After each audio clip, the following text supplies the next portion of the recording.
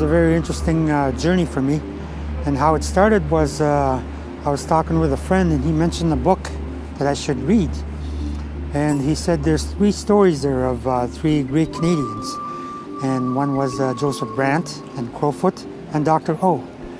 So I started to read the story on Oronhyatekha, which means burning cloud.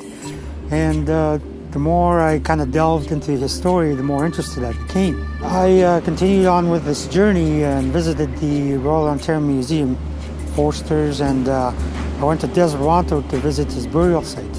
I went to offer tobacco and acknowledge his family.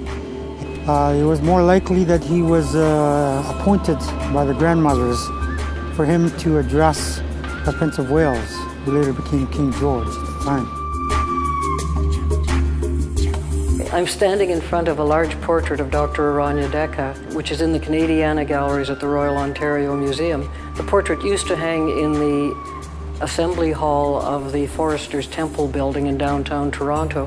In 1911, after Dr. Oronhyatekha's death, the Foresters donated the portrait and a large, very eclectic collection that used to be shown in the Oronhyatekha historical rooms at the Temple building. Dr. Oronhyatekha is a very important person in Canadian history and in First Nations history specifically. It's an amazing collection, and when the ROM opened in March 19th, 1914, Oronhyatekha was specifically mentioned as we are very grateful to Oronhyatekha. In fact, I think they said we will be forever grateful to Oronhyatekha for this magnificent collection.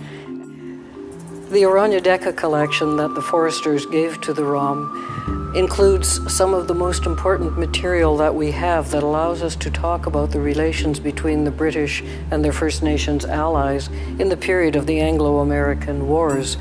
So the items that we see here are silver gorgets and silver armbands engraved with the royal arms and a skirt made of cloth. And these are some of the most important kinds of presents that the British gave to their allies.